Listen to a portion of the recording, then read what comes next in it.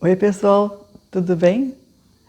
Hoje quero propor algumas reflexões acerca de um assunto bastante interessante, mais típico nas mulheres. E a pedido de uma seguidora chamada Priscila. Ela sugeriu esse tema que eu vou colocar hoje para vocês. É endometriose. Aguarde a vinheta.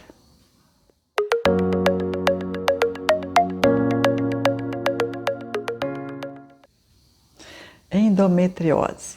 O que quer dizer isso? É um sintoma típico das mulheres. É quando o envoltório do útero se desloca para outros órgãos, como por exemplo a bexiga, pode ser o intestino, as trompas. Então isso causa um desconforto, porque na verdade é um movimento anormal, né? Um movimento que altera as normas, né, do que deveria acontecer. E já tenho falado aqui, né, em todos os vídeos, que o nosso corpo sinaliza o que está acontecendo na nossa psique. Então, entendendo um pouco do movimento desse sintoma, né, nessa desordem, vamos dizer assim, no sentido simbólico, a gente pode entender que há um movimento assim, agressivo e, de certa forma, revoltante, né, desse envoltório que, entre aspas, invade outros órgãos. Então, dentro da metafísica, vamos entender o que está realmente acontecendo. É um sintoma que aponta para a qualidade, né, das nossas vivências, no caso das mulheres, no seu feminino. O que está acontecendo no seu ser feminino?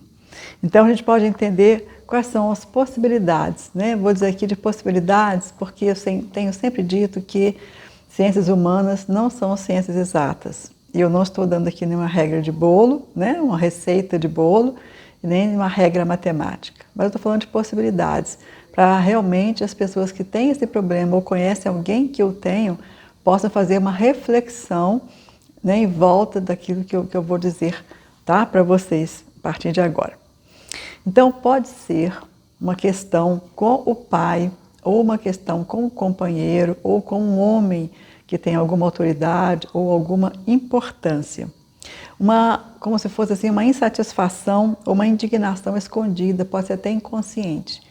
Então fica aqui essa possibilidade de você rever a qualidade desses relacionamentos, tanto no presente quanto no passado, para exatamente perceber se há algum problema, se há alguma coisa que foi traumática, que foi muito impactante, né, acontecida com alguma pessoa do sexo oposto.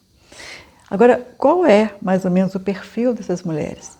Né? São mulheres que geralmente defendem causas coletivas, tomam atitudes, entre aspas, masculinas, no sentido de serem ativas, de serem corajosas, de serem arrimo de família, responsáveis por toda a família.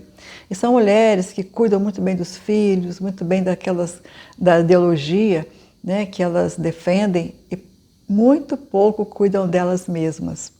Então, ela avança nos seus próprios limites, tem dificuldade de olhar para si, tem dificuldade de cuidar de si mesma. Então, ela prefere olhar para as coisas externas e cuidar e controlar as situações do que olhar para si mesma e cuidar de si.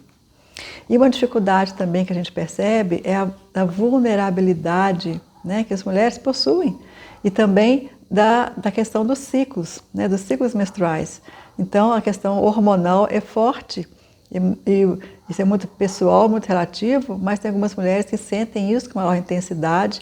Então tem a TPM com muito sofrimento, muita dificuldade, às vezes física, às vezes emocional, né? A depressão, irritabilidade. Então isso varia muito de mulher para mulher. Claro que vai ser controlado com remedicações, de várias formas, às vezes natural também, mas entender que nós somos cíclicas, né? E acolher toda essa natureza da forma como é importante e neutralizar da melhor forma possível. Lutar contra isso ou não fazer nada com isso fica realmente difícil para a mulher que está sentindo isso, como também para as pessoas que convivem com ela, especialmente os companheiros, maridos, né, etc. Pode apontar também para uma insatisfação, porque da mesma forma que esse envoltório do útero, como eu falei, agride, né, avança para outros órgãos, pode dar a impressão da pessoa, né, da mulher, estar se sentindo no lugar errado e estar procurando outros lugares, procurando outras possibilidades, mesmo que não seja de uma maneira assim adequada. E também o perfil de competidoras, né? São geralmente mulheres muito competitivas. E essa competição pode ser tanto com os homens, querendo fazer algumas coisas assim de uma maneira muito ativa, né? E muito, entre aspas, masculinizadas, né? Sem nenhum preconceito aqui para falar disso, como também uma competitividade com outras mulheres, querendo ser melhor do que outras, se comparando com outras posturas de outras mulheres, né? São pessoas que no trabalho querem fazer o melhor possível, né?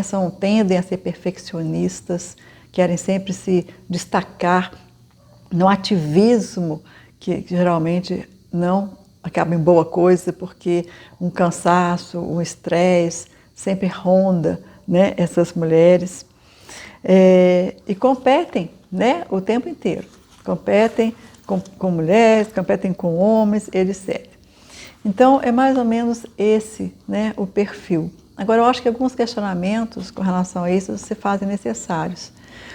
Por exemplo, eu digo, brincando com as mulheres, né, que elas parecem mulher polvo, porque o polvo tem vários bracinhos, né, várias perninhas, né, sei lá se é braço, se é perna, o que é, mas ele vai, né, assim, andando e vai pegando muitas coisas ao mesmo tempo. Então, são mulheres que são assim, elas querem fazer tudo ao mesmo tempo e têm agenda cheia, lotada, e estão sempre correndo, sempre ocupadas e sempre fazendo coisas, né, para as pessoas. Agora eu pergunto para você, será que realmente é necessário e é preciso dar conta de todas as coisas ou conta de todo mundo o tempo inteiro? Será que não está fazendo coisa além daquilo que deveria e de forma cansativa e de forma até desrespeitosa com relação aos seus próprios limites e necessidades? Tem que ser perfeito o tempo todo? Tem que fazer tudo correto o tempo todo? Será que tem que ser dessa forma mesmo? Então, se você tem essa postura, eu deixo aqui essa pergunta para você poder responder, para você gestar.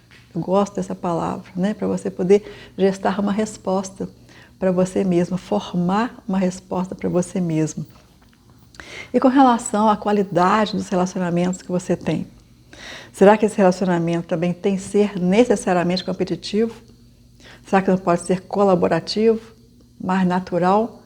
Cada um de nós temos possibilidades, temos também limites que devem ser respeitados, né? Então, nós não precisamos ficar competindo o tempo todo, não precisamos de ser vencedoras e melhores, né, o tempo inteiro, né? Isso é muito desgastante.